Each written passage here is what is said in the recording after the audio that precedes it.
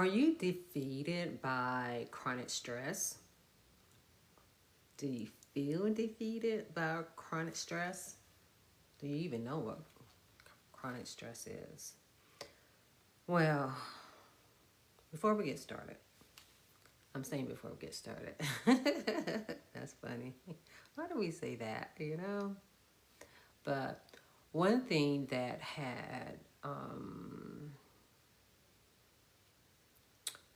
intrigued me in doing this, and which in the Fortitude and Free Circle, I did write about it. And shout out to Jerome Braggs. He wrote a post, and one of the things he talked about is that we don't talk enough about, I could just say, like the other side of high blood pressure. It's like people talking about, let's say, what you eat, which that is true, but pretty much I'm going to point out what he said in that. Let's see. I want to start off pretty much what he said. Actually, way more was actually triggering high blood pressure and high cholesterol and chronic illness in the Black American community is chronic emotional overwhelm and distress and unhealed trauma. And what he said is that studies that have been done on this, but it's just not talked about, not even in the wellness community. And one thing that I will say I'm going to say this. Oh my gosh, it just amazes me of how, again, everything is connected. I distinctly remember when I was in grad school, this was many moons ago, I was working on my master's in social work. And in our, we have different courses, of course, and in my group course, this is where we learn how to do groups. And so we were a part of a group, and we all had to be participant and lead. But I still remember it. There was this lady in which she was like a weight loss coach, and at that time I didn't even know anything about coaching and all of that, not the way that I know today. But what is that? I can't even remember the name of it. But anyway, she was a weight loss coach. But back then, and this has been, let me see, I graduated back in 95 with my master's. So you see how many years ago that was. But even back then, because she had been working with women and losing weight for a long time, but she saw a missing link, that there was something about their weight loss that was getting in the way. So she went and got her master's in social work so she can counsel individuals, because she saw something within. So that really goes hand in hand, because again, of what he said was about being overwhelmed, chronically being overwhelmed, being distressed, and unhealed trauma. And of course, we know that trauma can get in the way. And one of the reasons that I wanted to talk about this, because it goes hand in hand of what I talk about self-care, is like, what are the things that we are doing? What, practices do we have in place? What rituals that we have? What techniques that we're using? But it's not just that. So that you can be the best version of yourself. And the best version of yourself is not about, the chronic stress, of not being the product of chronic stress. But you're like, Sharon, what can I do about it? Because we know about epigenetics, like when it comes to, let's say, trauma, especially for those of us who identify as Black and who are Black, in that, we think about slavery, being enslaved, our ancestors, and how their stressors, that we still carry some of that in our DNA. So what can we do about it? And what I want to let you know is that there is something that you can do about it. So even though you may feel defeated by chronic stress, because it can be chronic stress is pretty much anything that lasts for weeks, months, and sometimes years that causes distress. You know, it can be in your relationships, it can be your job, it can be finances. And let me tell you, the longer, even acute stress can cause some things as well, but chronic stress, especially when you're not doing, if you're not touching every point of it, meaning touching it in your, within your mind, within your body, within your spirit, with the food that you eat, when it comes to exercise, because if we're not doing that, then we are contributing to heart attack, to stroke, to heart disease, to all of those other things. All of those other things doesn't just happen. Like when my mom had a stroke, it doesn't just happen. It was years, you know, let's say, of her working in the plant, because that's stressful, being in the plant. And she had an accident, you know, in working in the plant herself, where the machine tried to take her out. And Lord, thank goodness one of her co-workers was close by that grabbed her. You know, I think her, a piece of her clothing had got, you know, some kind of way got into the machine. And you know how those machines are? Those machines are strong, you know what I'm saying? And they were able to pull her, like, thank God, you know? And so with that, and then let's say over time she ended up being diagnosed with diabetes, with high blood pressure, with all of those things. And so that's one part of it. In that, of the other thing that contribute to chronic stress is being overwhelmed, because it ended up having us overwhelmed. There are places that I have worked and I'm like, even though I love working for the insurance company, I really did like it, but it is extremely overwhelming. You know what I'm saying? It's extremely overwhelmed. And then there was a period, it was like, oh yeah, I'm going to exercise, but I was exercising more so for the weight, to be honest. Now, there were times, especially when I became a supervisor, that's when I was exercising, like taking my daily walks, doing my lunch break for the stress of the job, because I knew if I had this type of stress as a worker, as a clinician, it was going to be 10 times more. And it really was.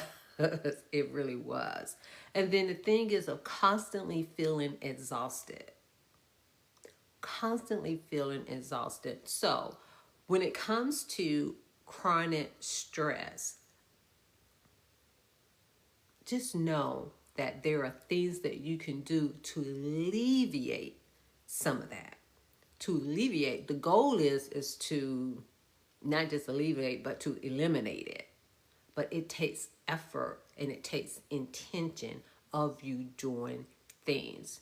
And so, to draw it back some, chronic stress pretty much have you emotionally overwhelmed, distressed, you're stressed out, it's unhealed. Those are the things that add to that.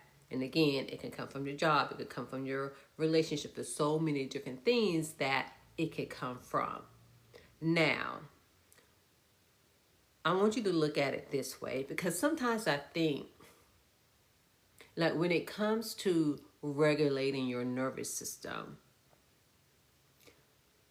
I believe that some of you, and I get it because it's the way that our society is, I believe that some of you all may interpret that as something is wrong with you, or you're not strong enough, or you got to have this willpower. So mean that if you show up in any other way, because if your nervous system, have you, let's just say freaking out, or you're feeling overwhelmed. And especially if you're overwhelmed about something, like sometimes like people get overwhelmed, especially if they're a new parent, a new mom, a new dad, just by being a parent, or you have the job of your dream, but it is overwhelming. Or you buy a new house, and let's just say it's probably, it may not be the new house itself, but let's say down the road when the house, the house does its thing, you're like, oh my gosh, or a car. But let's just say you can,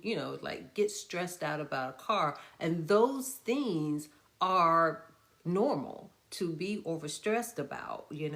So I don't want you to go around thinking that you're not strong enough or something is wrong with you because you are overwhelmed or because there is chronic stress. Like most of the time when it comes to the chronic stress itself, some of it you may not be able to do anything about it, but some of it you do. Again, if it's a relationship, do you need to be in a relationship, or do you and your partner, can y'all go to counseling? And just know that's a process in and of itself. It's going to be up and down and things like that.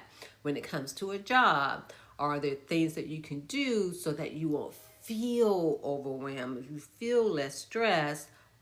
Is there a way that you can reframe of how you look at it, or how you view your job? Or do you just need to leave your job because it's no longer serving you? You're really not into it. It's not in alignment with your principles and values. Same thing when it comes to relationships. Sometimes those are things you may need to look at. Sometimes it may be you. What parts of you that may need to change? And so, again, when it comes to regulating your nervous system, I want you to really look at that. It's just a thing that we humans do. It's just a part of it because, our internal system, our being, it was made to protect us. So anything that seems like that's going to have us not being comfortable, in that it sends an alarm. It sends an alarm. That's basically alarm. It is like, oh, danger, danger. I got to do something about this. I got to do something about this. And so what are you doing about it? That's the thing. And that's where self-care comes in, because in order for me to be at my fullest potential emotionally, mentally, physically, spiritually, and even financially, there are certain things I have to do in order to be. You heard that? There's certain things that you do so that you can be. So when it comes, kind of look at it like this. When it comes to you regulating your nervous system, whether you have issues with your blood pressure or not, but especially if you do, you're regulating your blood pressure. Because basically, blood pressure can be caused by stress. Some of it may be the food that you eat. Some of it can be lack of exercise. But just think about it. It's still something that you're doing.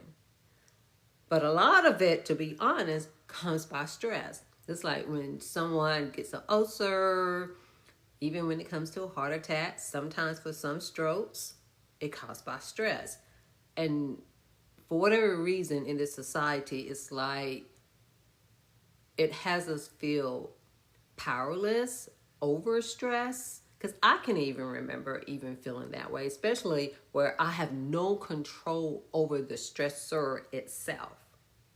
Then you're like, oh, because it's like when it comes to like how much I love my job, but when you really understand of hearing other people's sorrows and their trauma, it's not what it does to my mind. I've always been good at that from the beginning. It's what it did to my body. That's the part that I didn't understand. And it took me a whole decade because I'm just going to say it depends on where you live in society and who talks about it.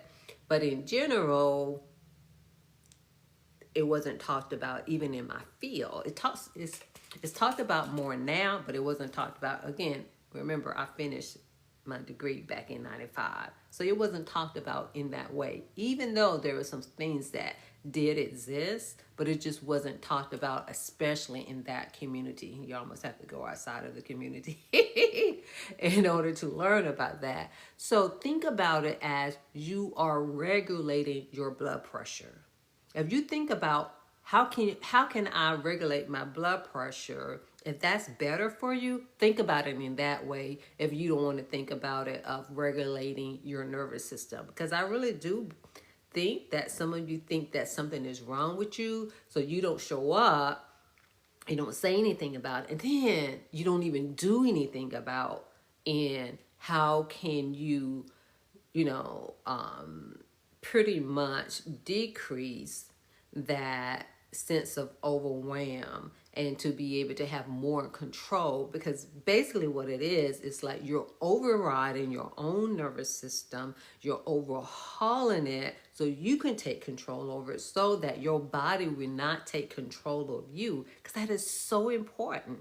And so remember how I said that there's something that you can do? The thing to do is to be intentional. You're being intentional in regulating your blood pressure. Again, even though I don't have high blood pressure issue, but I still need to regulate it. You see what I'm saying? Because we can always be at risk. My thing has always been I had to always keep an eye on my cholesterol. My blood pressure, my blood sugar pretty much has always been okay. Anytime my blood pressure is up, I'm like, it's a signal for me. And usually what it is, I end up having a cold or something, meaning that I'm on the verge or already have a fever. That has always, so it's always been a cue for me. But for those of you, you know, who have more issues with it, again, it's about being intentional of what you eat, exercising, but being intentional of eliminating and alleviating stress. You like, Sharon, how can I do that? You've heard me talk about take 5 to Thrive wellness boosters. One of that is to breathe. Part of that is being eternal. The other part is how you think. Are you going to worry? Are you going to be freaking out? Again, the first response, it may be, oh my gosh.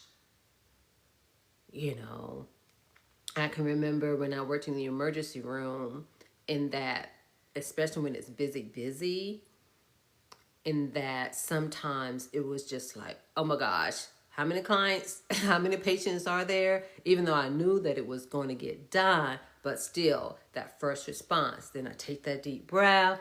It's like, I can handle this. You know, yeah, I know it's only 2 o'clock in the morning and you want me to see this patient. The next, you know, the patient will have to be seen with the next group of people during the next shift. Because you really can't, you know what I'm saying? Because it takes this long to see a patient and this long to write up the report. But anyway, I'm saying that, meaning that's how you can take control of things. You take that deep breath, you come up with a plan, don't worry about the rest, and you stand still regarding that. The other thing is being intentional, again, of your actions, of the things that you do. You saw how I was able to do that. How many of you are able to do that when it comes to your work, even when it comes to your home? You kind of do it anyway, but it's an extra step, because we would need to regulate that blood pressure, because your blood pressure is going to go up, as you know. It's like pump, pump, pump. You know, with the heart rate and all the other things, what it does to the blood. So it's kind of like, okay, let me get control of my cells. Let me get control of this blood flow. Let me get control of some of these things. And the other thing is to be intentional about the support that you have, the support that you have around you. But my thing always is the internal support that you have for yourself, the internal resources to be able to get those, retrieve those resources, because most of the time, in the given time, at the moment when you need something or need someone, they may not be available. And then sometimes, even when you're going through something, because for those of you who've been following me, you heard me, talking about the breakup where I cried for 40 days and 40 nights, but also too, in that time span, in that I had, like for my two friends, in which, we talked to each other and things like that. But we all was going through something. So really the main thing that we can do is just like, hey, I'm going through this. Hey, they said they were going through this. And that, because of the fact, I'm going to say, sometimes you may want someone to show up for you in a certain way. They just can't, because they're going through their own thing. So the best that we can do is let each other know, hey, I'm going through this. And we did our thing. And the other thing is, be intentional about your lifestyle. I know some of you all don't want to hear that. A lot of times it's our lifestyle. Meaning, are you going to eat that chocolate cake even though you know that it can make your, this is probably more so for diabetes, but still, it can interfere with your weight. It can interfere with that. So how much discipline and how much control do you want to have over it? Even like when it comes to drinking.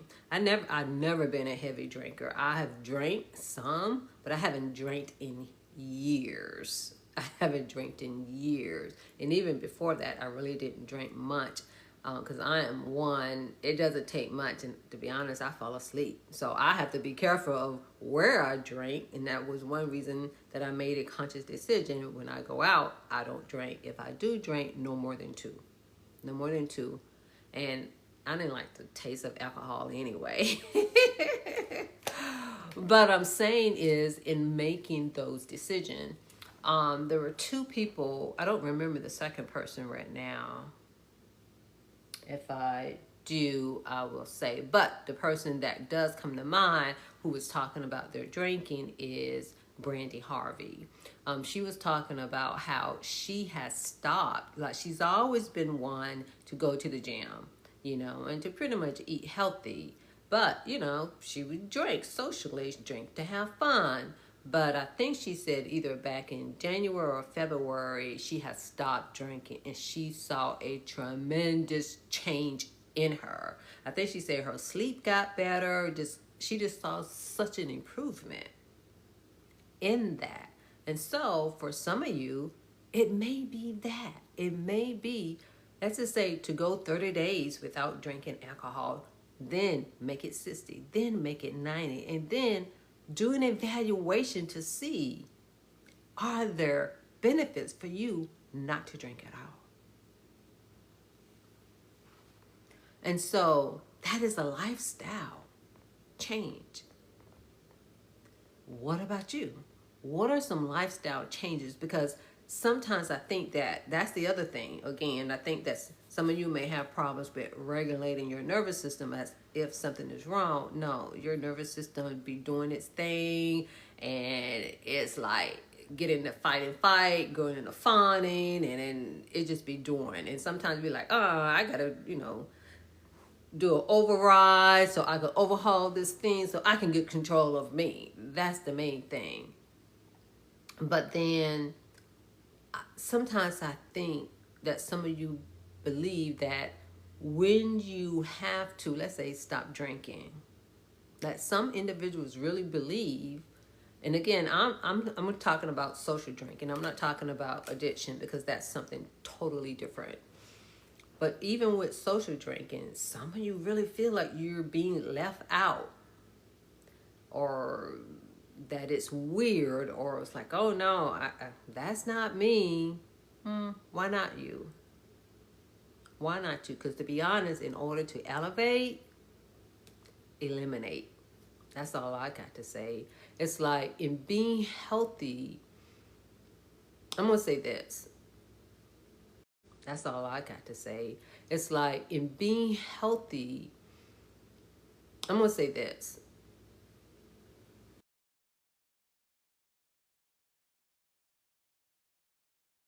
For a couple of years now. Now it may have been 3, maybe going on 4 years now. Been a long time. And I will say, probably last year I hadn't like added meat, but I say I had some meat. It was fish, but I don't know about that anymore. And I tasted lamb. But anyway, I'm just saying that because I don't want y'all to think, oh, Sharon just loved this crispy. No, sometimes I be testing things out. But in saying that, sometimes some people would say, oh, I would never give up meat. Oh, I can't eat, just vegetables. But what if your life depend on it? Because I know if your child life depend on it, oh, you would make all kind of accommodations to make sure that they can live that life. Why not you? Don't look at it as you are, pretty much like it's punishment. Look at the benefits of it. Look at what it can do for you. But y'all, it takes a lifestyle. This is one of the reasons I haven't seen the show, and to be honest, I may watch it. I don't know, but I feel like I have the gist of it. They have like a documentary or what happened to the individuals of The Biggest Loser. I really feel like I already know the answer to that. I've seen the headlines, but it's lifestyle. But then also too, I'll talk about that another time. But I saw a study.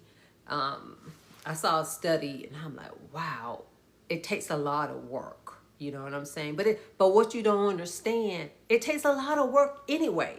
It takes a lot of work to be healthy. Period. So what are you going to do? Are you going to fight for, let's say, eating unhealthy? And when I say drinking, not just in drinking alcohol, but then drinking drinks, let's say sodas, that's, not beneficial for you. Are you going to fight for that and not fight for being healthy?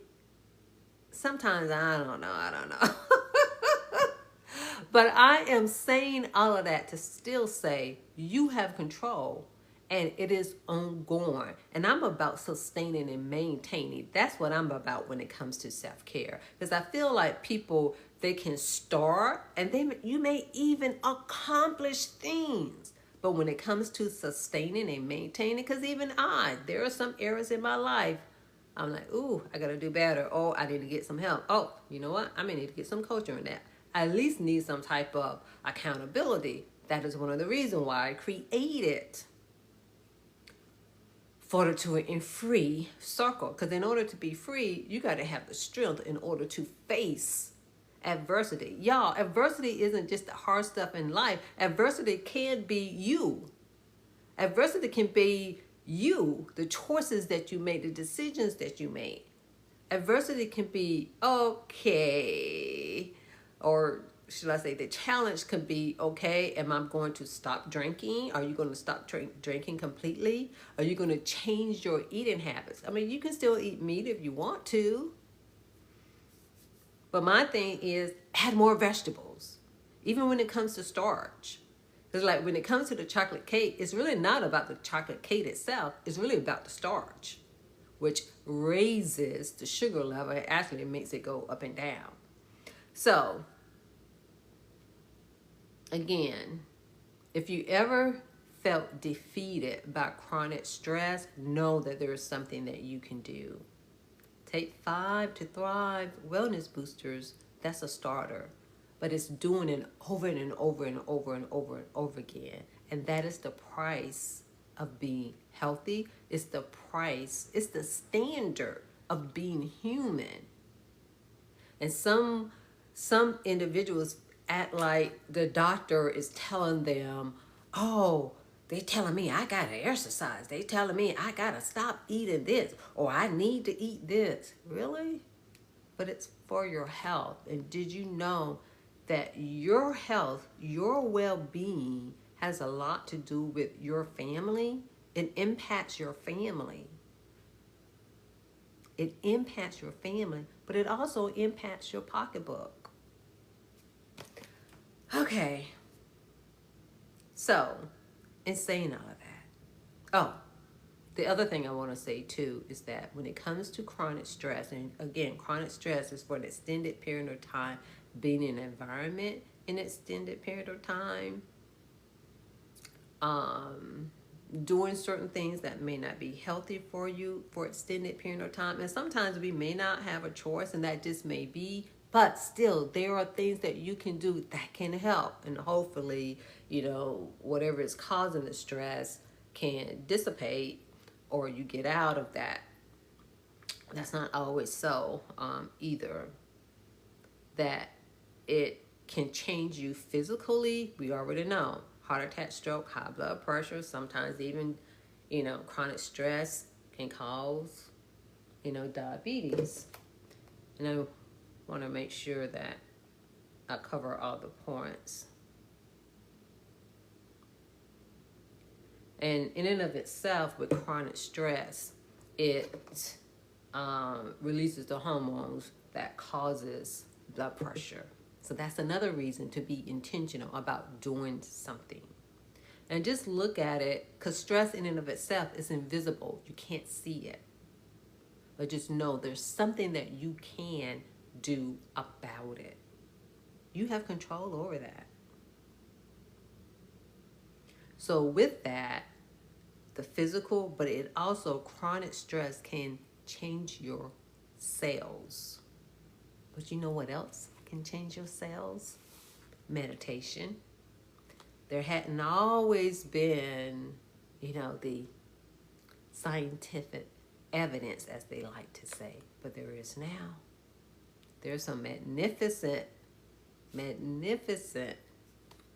research out there. Oops. But you can test it yourself. You can test it yourself. Test. When you look at meditation, it's sitting down, sitting in silence. There are things in which I have added, and I'm like, oh yeah, I need to do more of that, like more breath work. Like, even though I have no problem in sitting in silence, but I have to make sure that my attention don't be swaying and drifting, because if it's swaying, it's more drift, meaning that sometimes I disassociate, and that's not good either. So, meaning, even though I can do it myself, but there are times in which I need to listen to other people, whether it's live or YouTube University. So you get to decide what you can do. And when you feel defeated by chronic stress, sit in silence. That's one thing you could do. Do some breath work, but it's about doing it over and over and over again. So you can override your nervous system, so you can retrain it as well. Because again, with whatever it causes, I have the perfect example. Okay, for those of you who have battled with either high cholesterol or borderline, I've always battled borderline cholesterol. Every once in a while, it will get, what is it, your total, and then you're good and you're bad. And I never understood. It's like, because what did they tell you? What did the doctors tell you? As long as your good cholesterol is good, that's good. But if the bad cholesterol, okay, they say it overrides the bad cholesterol. I'm going to say, don't bet on that. I'm going to say that. And what I didn't understand when I was younger, well, how come the same food that I eat, if it makes my good cholesterol good and my bad bad, how can I even change it? You know what I'm saying? And for me, it really was, I had to add more grains. more fiber. I'm saying grains, but more fiber. I had to do extra because I was exercising. I was eating. It wasn't like I was eating bad. It's just that my good cholesterol just wasn't good enough. But really what it was, I needed to decrease the bad cholesterol. You see what I'm saying? So yeah, you can continue to eat the way that you eat, but a change had to be made. Because with all of that, that's going to interfere with your calling. You see where I'm going with this? When chronic stress continues over a period of time, it interferes with your calling. It interferes with your mission, your ministry, and your movement. Because sometimes you don't feel like it, even though that's going to happen anyway. Your mood changes, you're irritable, but sometimes you may end up getting sick. But what if there's something that you can do about it? You have control over you. So again, look into meditation. Better yet, come into the circle, because that's part of what Fortitude and Free rituals are all about. We meet on Saturdays at 7 a.m. Eastern Standard Time so you can help alleviate stress. Because if we're not doing anything, instead of just working through and just being all strong, I never believed in the be all strong, but there have been times in my life when I felt like there's nothing that I can do about this particular stress. But when it comes to your body, and even how you think about it, because how you think about it, that impacts you too, because our thoughts can produce certain chemicals. You're like, Sharon, I don't need to, yes you do. Sharon, I don't need to know all of that. Yes you do. Yes, you do, because it's your body. Because if you don't understand the why behind certain things, you're not going to do it. And don't wait until something happens, y'all. Don't. Because sometimes for some individuals, it may be too much damage. I'm going to say that. I don't believe in, it's too late. But too much damage can be caused. Because even when someone has, a heart attack and stroke, it can affect people just in so many different ways. So in saying all of that, the main thing is to be intentional with your thoughts, to be intentional with your actions, with the support that you have in your lifestyle, so that you can overcome the stressors in your life. You could override your nervous system so you can regulate your blood pressure, because you want to overhaul things that's not good for you. And just know that you can do it. So for those of you who wants that accountability, those reminders, those nudges, and to even celebrate, to be a champion over defeating chronic stress. You're the only one who could do it, because again, the doctors, they can write the prescriptions for the medication. They can tell you to eat healthy. They can tell you to exercise. But all of that helps, but it's the internal. And sometimes it may be, I gotta sit here and I need to breathe. And some of you are too busy for that, but don't be too busy for it. Do it for the same reason that you're doing whatever your calling is. Do it for that reason, so you can be not just alive, so you could be vibrant. Because we want you to, have clarity, but to be clear in your mind and your body and your spirit. But only you can do that. And for those of you who want the support, who want the reminder, who wants the community, Fortitude and Free is for you. Comment Fortitude so that you can have the courage to be a champion over defeating chronic stress. I'll see you next time.